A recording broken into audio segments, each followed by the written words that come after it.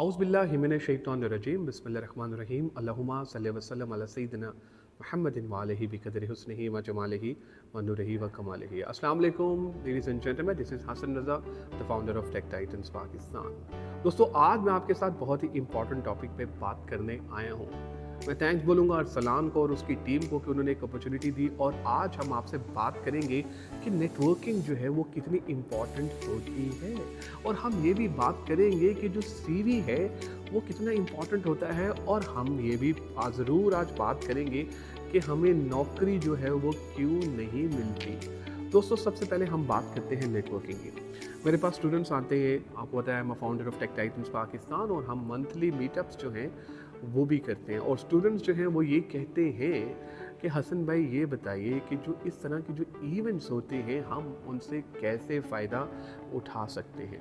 देखें, आपके पास एक अपॉर्चुनिटी है कि आप पाकिस्तान के top notch HR professionals, top notch corporate professionals के साथ मुलाकात कर सकते हैं।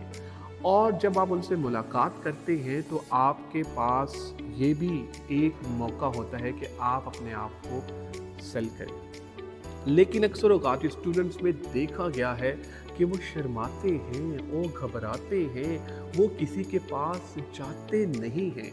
तो आप अगर चाहते हैं कि आप अपने ज़िंदगी में ग्रो करें तो आपको बहुत सारे नेटवर्किंग के इवेंट्स अटेंड करने पड़ेंगे, और अपनी शर्माहट और अपनी घबराहट पे काम करना पड़ेगा। आपको खुद चल के लोगों के पास जाना पड़ेगा, तभी आप एक अच्छे प्रोफेशनल और नेटवर्कर बन सकते हैं। ज़रूरी नहीं है कि आप फिजिकल इवेंट अटेंड करें, आप ऑनलाइन इवेंट्स भी अटेंड कर सकते हैं।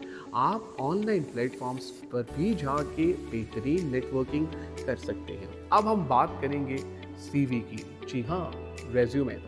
आपने अक्सर देखा होगा कि आप जब जॉब के लिए अप्लाई करते हैं तो आपको कोई कॉल नहीं आती। उसकी रीज़न ये होती है कि आपने अपना सीवी कस्टमाइज्ड नहीं किया होता, आपने अपना सीवी जेनेरिक बनाया होता है। आपने अपने सीवी में वो सारी चीज़ें लिखी होती है, डाली होती है, जो कि ऑर्गेनाइजेशन के लोग, एचआर वाले नहीं देखना चाहते। मैं एग्जांपल ऐसे दूंगा कि समटाइम ये होता है, हम लंबी लंबी कहानियाँ लिख देते हैं, यानी कहने का मतलब ये है कि हम बहुत लंबी लंबी छोड़ देते हैं, और जब हम छोड़ते हैं तो जब इंटरव्यू में हमें कॉल भी आती है और हम जाते हैं तो हम उसको जस्टिफाइड नहीं कर पाते। तो आपने करना क्या है, आपने वो लिखना है जो एक्चुअली में आप हैं। आप अपनी अचीवमेंट्स लिखें। अब आप कहेंगे और पूछेंगे कि हसन भाई हमें ये बताइए कि प्रोफेशनल लाइफ में तो अभी मैं नया हूँ या नई हूँ, तो मैं क्या अपनी अचीवमेंट लिखूँ। देखें, आप अपनी पर्सनल अचीवमेंट भी लिख सकते हैं। हमारे यहाँ जो एचआर के लोग हैं ना, वो सीवी को तकरीबन 30 से 40 सेकंड के अंदर ये देख लेते हैं, पढ़ लेते हैं, और अंदाज़ा लगा लेते हैं कि हमने इस बंदे को रखना है या नहीं रखना। अब आपके सीवी के अंदर अगर तो वो चीज़ें आ गई और बेहतरीन आ गई, जो कि आपको शॉर्टलिस्ट करेंगे, इंटरव्यू की कॉल के लिए लेके जाएंगे, तो फिर आप समझें कि आपके लिए बहुत आसानी है।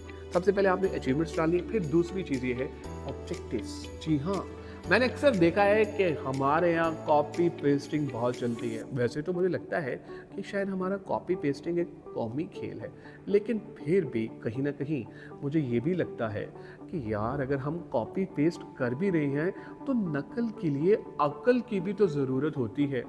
वो कहाँ जाएगी और कहाँ से आएगी, ये अब आपका काम है, ये मेरा काम बिल्कुल नहीं है।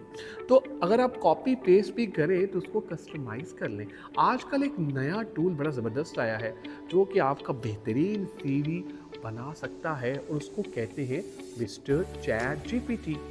मैं उम्मीद करता हूँ कि आपने उसका नाम ज़रूर सुना होगा।